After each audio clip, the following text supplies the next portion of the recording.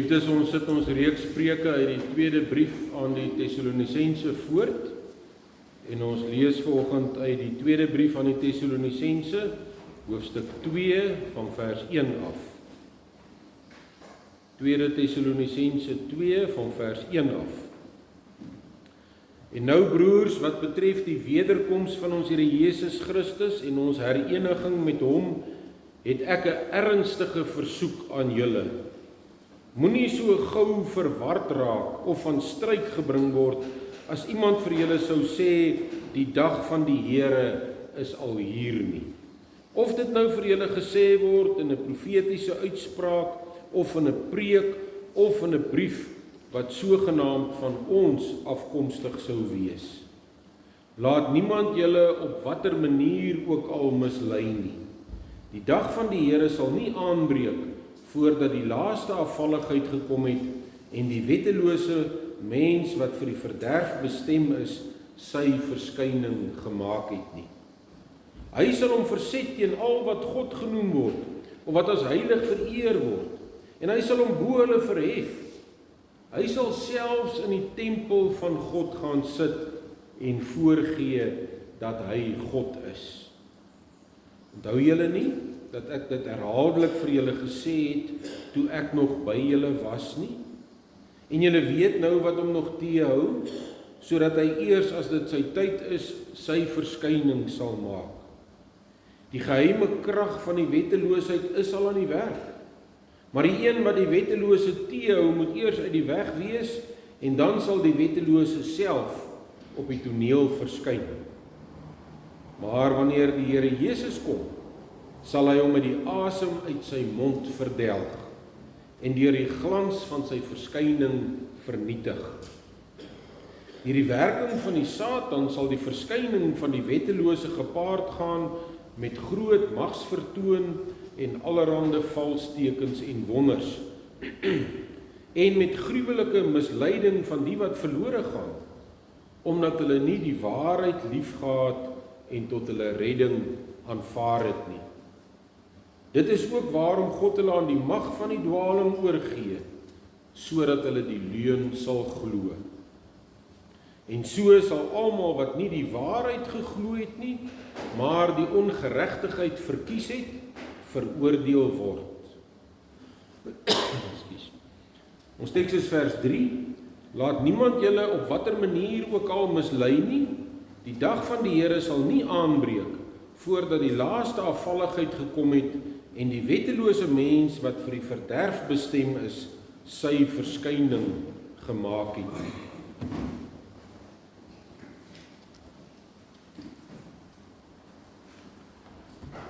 Geliefdes in die Here, partykeer moet 'n dominee preek oor dit wat nie in 'n teks staan nie. En dit gebeur natuurlik nou nie baie nie. En as 'n dominee wil preek oor dit wat nie in 'n teks staan nie, dan moet hy dit natuurlik goed kan motiveer. Wel, vanoggend is dit juis wat gaan gebeur. Verlede Sondag het ons gehoor dat die woord baie duidelik in 2 Tessalonisense 2 sê, dat ons nie deur beweringe oor die wederkoms moet laat mislei nie, maar dat ons moet bly by wat God aan ons openbaar in sy woord. Paulus verduidelik in ons tekshoofstuk waarom die wederkoms nie so naby is as wat die dwaalleraars gesê het nie. Hy sê, voordat Jesus Christus weer gaan kom, moet daar nog eers 2 dinge gebeur. Hy sê baie duidelik in vers 3, laat niemand julle op enige manier mislei nie, want eers moet die afval kom en die mens van sonde geopenbaar word, die seun van die verderf. Dan brei hy uit in vers 4 oor wat wie hierdie seun is. Die teenstander wat hom verhef bo al wat God genoem word, of voorwerp van aanbidding is, sodat hy in die tempel van God as God sal sit en voorgee dat hy God is. Ja, God herinner ons hier in sy woord, daar moet nog 2 dinge gebeur voordat die wederkoms sal plaasvind. Die laaste groot afvalligheid moet plaasvind en die finale anti-kris moet sy verskyning maak. En hierdie dinge sal ook saamval met die groot verdrukking. Dis uiters opvallend dat Paulus nie sê dat die wegraping eers moet plaasvind nie. As die wegraping bestaan het, sou hierdie die aangewese plek gewees het om dit aan ons te openbaar. Hier word dan spesifiek gepraat oor die dinge wat nog moet gebeur voordat die wederkoms sal plaasvind. Maar Paulus noem nie die wegraping as een van die dinge wat nog moet gebeur voordat die wederkoms gaan plaasvind nie. Hy noem dit nie, want die wegraping bestaan nie. Die valse voorspelling dat die sogenaamde wegraping in September sou gebeur, het baie publisiteit in ons land gekry. Die datum het gekom en gegaan sonder dat iets gebeur het. Baie is op hol gejaag hierdeur. Maar Bybelgetroue Christene is nie hierdeur van stryk gebring nie. Ons weet mos wat die Bybel sê oor sulke voorspellings. Maar ongelukkig is baie daardeur mislei. Paulus het al 2000 jaar gelede in 2 Tessalonisense 2 geskryf, maar ons vra julle broers, met die oog op die wederkoms van ons Here Jesus Christus en ons vereniging met hom, om nie gou julle verstand te verloor of verskrik te word nie deur gees of deur woord of deur brief wat van ons afkomstig sou wees, asof die dag van Christus al daar is.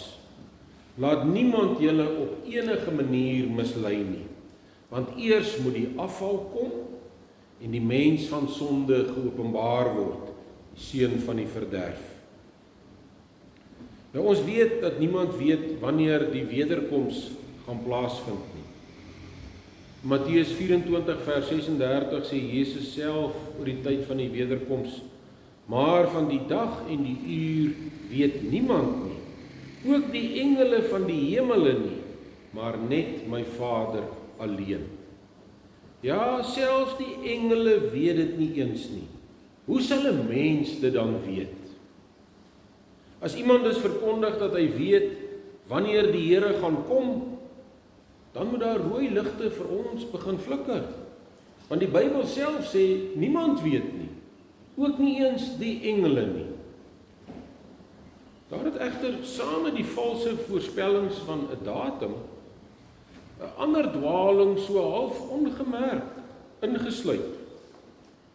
En dit is die dwaling van die sogenaamde wegraping. Ja, deur hierdie valse voorspelling van Dani Botha is die sogenaamde wegraping sterk op die voorgrond geplaas. En mense het so gefokus op die datum wat voorspel is, dat hulle nie besef het dat hierdie hele saak van die wegraping ook vals is nie. Na die tyd het almal gesê, die voorspelling van die datum van die wegraping was verkeerd. Dit is so. Maar almal moes ook gesê het, daar is in elk geval nie so iets soos die wegraping nie. Geen datum daarvoor kan dus korrek wees nie, want daar sal nooit so iets wees nie. Ja, die saak oor die sogenaamde wegraping is iets waarmee ons al hoe meer gekonfronteer word. Selfs ons kinders word deur hulle maats met die vraag gekonfronteer: glo jy aan die wegraping? En so 'n vraag verwar ons. Ons eerste reaksie is gewoonlik, die wat? Nee, ek het nog nooit daarvan gehoor nie. Ek weet nou nie of ek dom is nie, maar ek het dit nog nooit in die Bybel raak gelees nie. Ons dominee het ook nog nooit daaroor gepreek nie. Ook in die katekisasie het ek nooit daarvan gehoor nie. Maar geliefdes, hoe kan ons aan iets glo as dit nie in die Bybel staan nie? En hoe kan 'n dominee preek as hy nie 'n teks kan kry wat oor die saak handel nie? U hoef dus nie skaam of dom of oningelig te voel as jy nog nie van die wegraping gehoor het nie, want dit bestaan nie. Alwaar dit bestaan, is in die gedagtes van sekere mense wat die Bybel verdraai om hulle sienswyse te pas.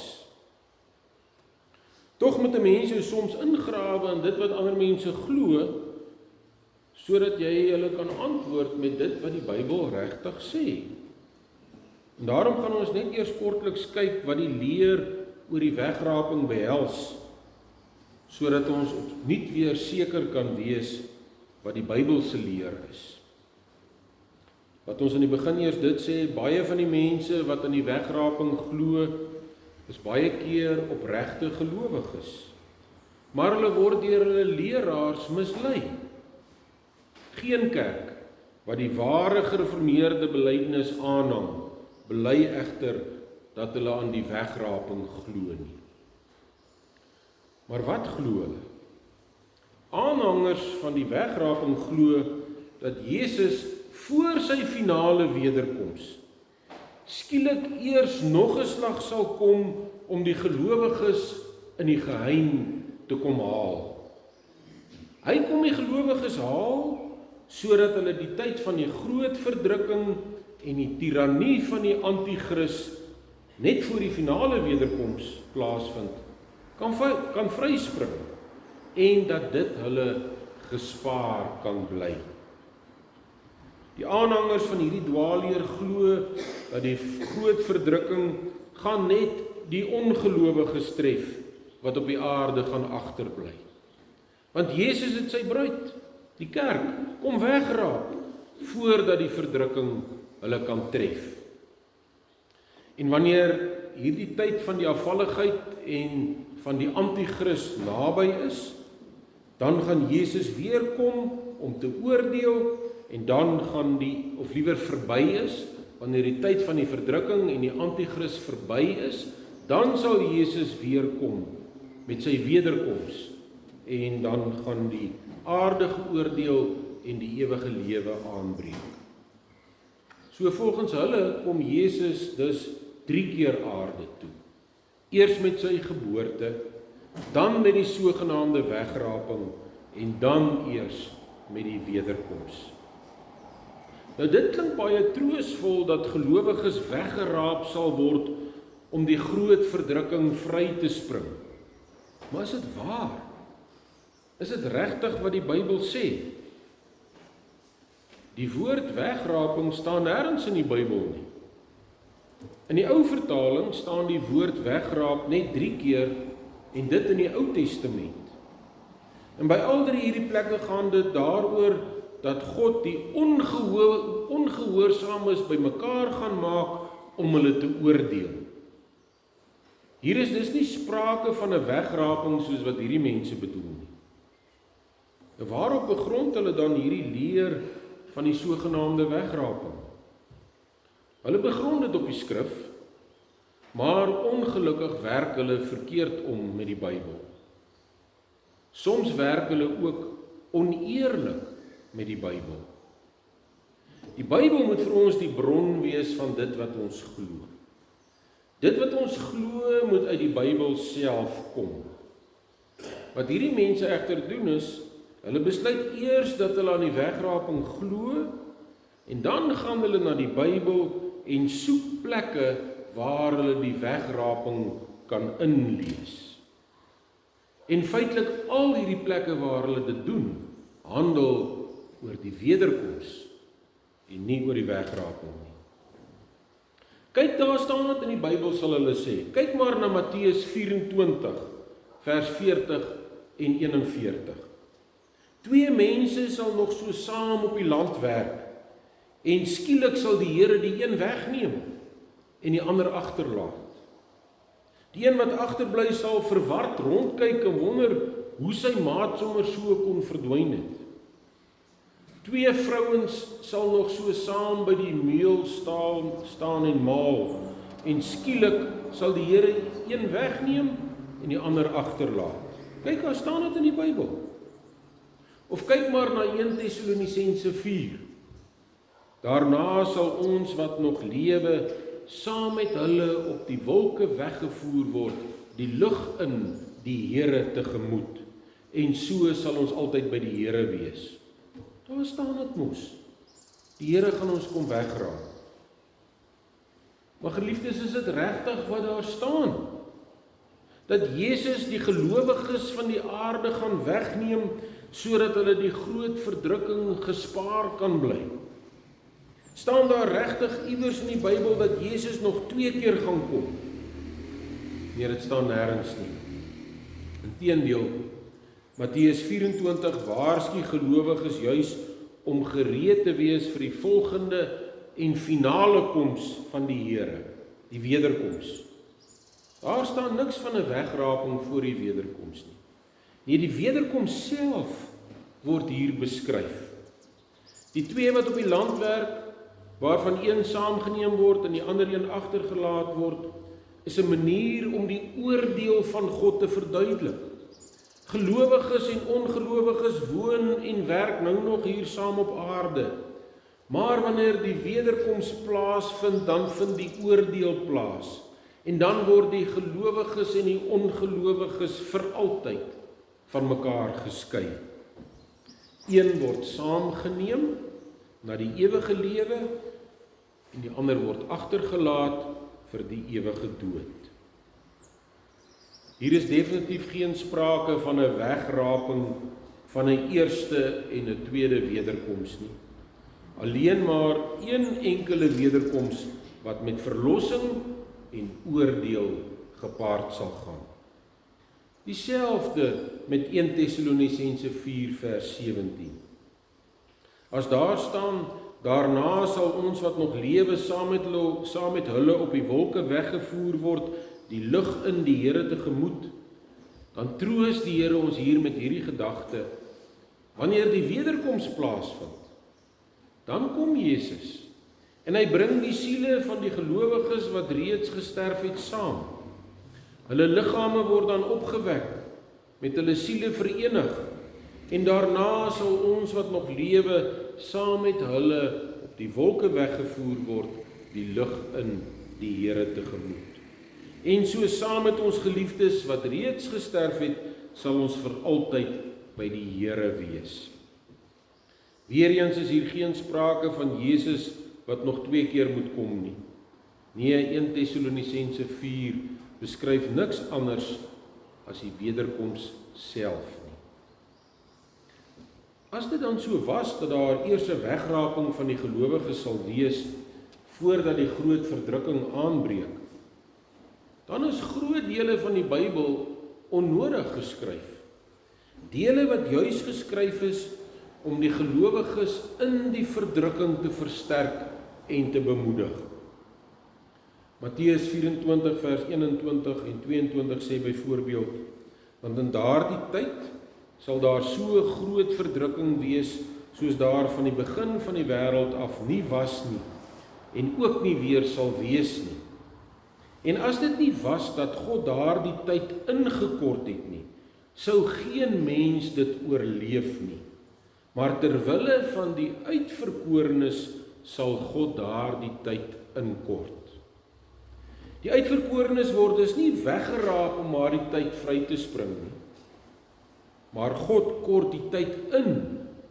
Hy maak dit korter om hulle tegemoet te kom. En die hele Bybel is vol aanmoediging om tot die einde toe te volhard. Soos byvoorbeeld ook Matteus 24 vers 13. Maar wie tot die einde toe volhard, sal gered word. Waarom sou dit nodig wees om te volhard, as ons dan weggeraap word om die verdrukking vry te spring? Die hele Openbaringboek is dan eintlik ook onnodig. Want Openbaring is juis geskryf om gelowiges te bemoedig, ook en veral in die tyd van die groot verdrukking. Hoor maar wat sê Jesus in Openbaring 3 vers 10 en 11. Ek sal julle vashou in die tyd van beproewing wat oor die hele wêreld gaan kom, om die bewoners van die aarde op die proef te stel. Ek kom gou. Hou vas wat julle het, sodat niemand julle kroon wegvat nie. En in hoofstuk 7 word die gelowiges beskryf wat einduit getrou gebly het in die groot verdrukking. Hulle het dit deurgemaak, maar met God se genade getrou gebly. Hulle is nie voor die tyd weggeraak nie. In Openbaring 13 vers 7 lees ons van die Antichrist dit. Aan hom is daar ook mag gegee om teen die gelowiges oorlog te maak en hulle te oorwin. En dan in vers 10, hier het die gelowiges volharding en geloof nodig. As die wegraping wel bestaan, sal die Antichrist nie teen die gelowiges kan oorlog maak nie en sal hulle nie die volharding en die geloof nodig hê nie. Liefdes, ons het aan die begin van die preek gesê dat 2 Tessalonisense 2 wat alles noem wat nog eers moet gebeur voordat die wederkoms plaasvind, niks meld van 'n wegraping nie. Dan is hierdie mos nou 'n uitstekende teksgedeelte om mense wat hierdie leer aanhang mee te konfronteer. Kyk, hier praat Paulus oor alles wat moet gebeur, hy noem niks van die wegraping nie. Wanneer jy dit doen, dan het hulle egter vinnig 'n slinkse en 'n oneerlike antwoord. Ja, een van die kere waar die aanhangers van die wegraping oneerlik met die Bybel werk, is juis in ons teks.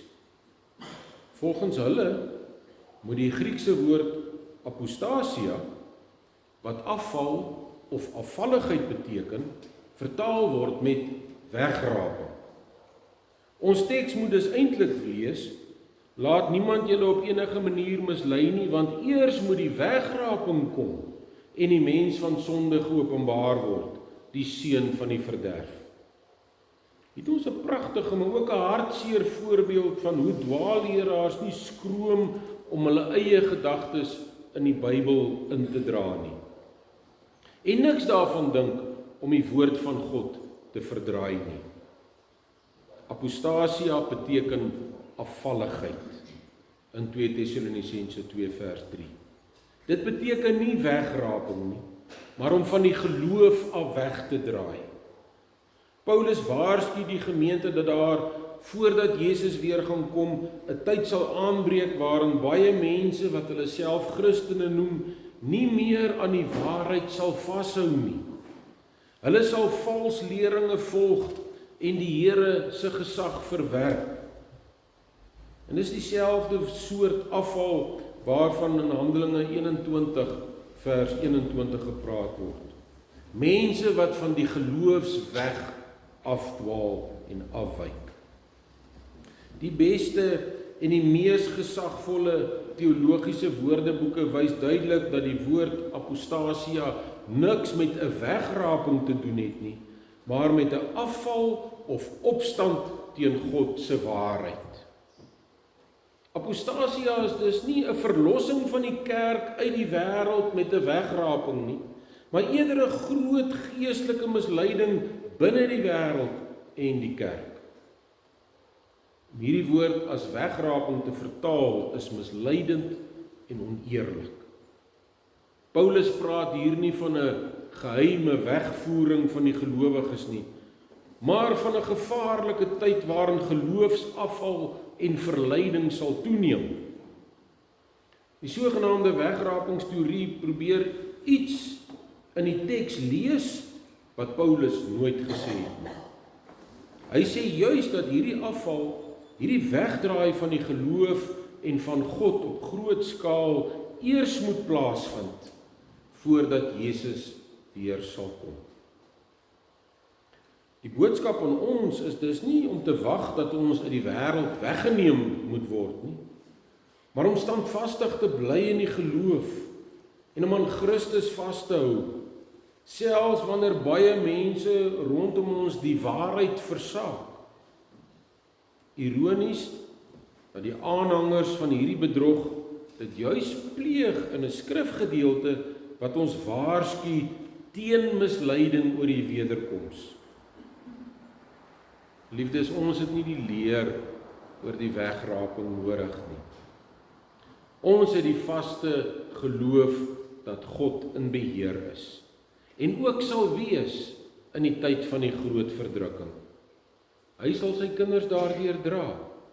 En daarna sal ons Here Jesus Christus, hy wat bereid was om vir ons sondes te sterf, weer kom. Finaal. En ons in hemelse blydskap en heerlikheid vir ewig by hom te neem. Ons glo aan die wederkoms. Ons bely dit ook so in Sondag 19, dat ons Here Jesus net nog een keer gaan kom. En dit troos ons om dit te weet. Vraag 52 vra immers, hoe word jy getroos deur die wederkoms van Christus, om die lewendes en die dooies te oordeel? Daarom glo ek nie aan die wegraping nie, maar sien ek met verlange uit na die volgende en finale koms van my Here met sy wederkoms. Vervul ek met vreugde en getrouheid my roeping. Amen. Kom ons dank saam.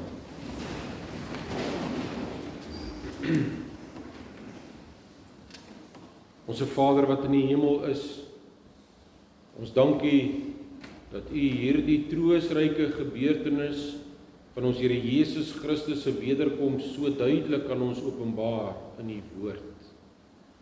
En dat dit ons juis aanmoedig om gereed te maak vir sy koms.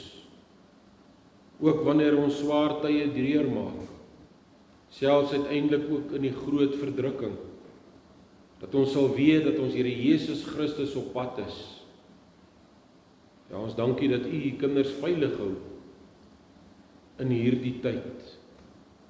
Ook wanneer dit swaar gaan, dat U sal sorg dat ons veilig en behoue in die nuwe Jerusalem sal aankom.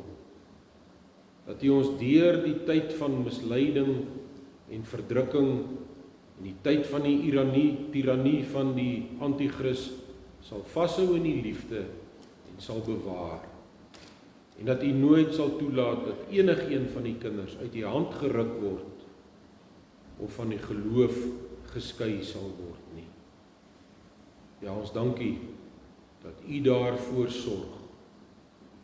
Ons bid dan dat U ons ook sal lei, elke dag, ook in hierdie week wat voorlê, om dankbaar en gehoorsaam voor U te lewe, om ons in te grawe in U woord, sodat ons ook kan weet wanneer ons met 'n valse uitleg gekonfronteer word.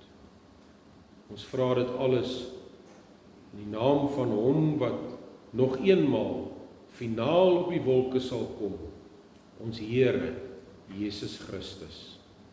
Amen. Geen nou geleentheid vir die liefdesgawes, daarna sal ek die slotsang aankondig.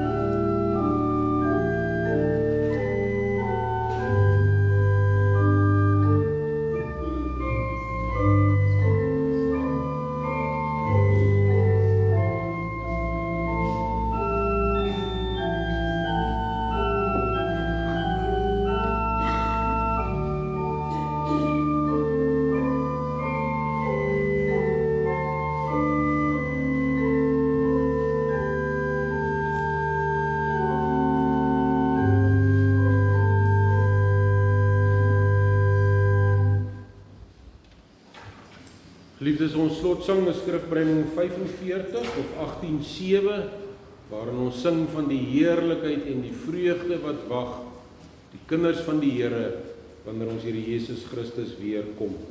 Skrifbreining 45 vers 18:7 vers 1, 9 en 12. Hy het my die stad getoon, groot en van die hemel dalend, en deur God se ligglans skoon soos 'n kleurgesteente stralend, helder soos 'n kristallyn wat in al sy klaarheid skyn.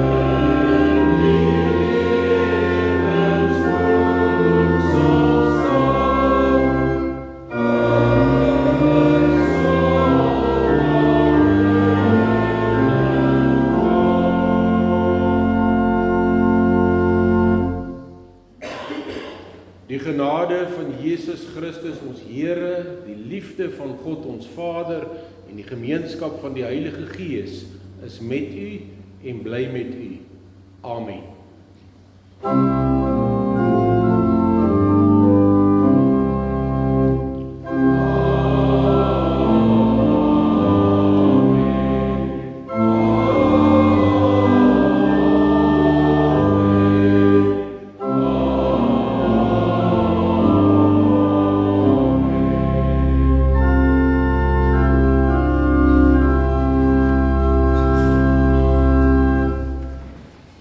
Liefdes, u kan gerus nog vir 'n paar minute bly sit.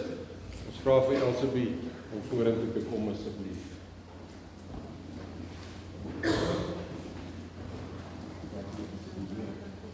Kan jy die vorentoe skryf voor? Okay. Net hier so stop.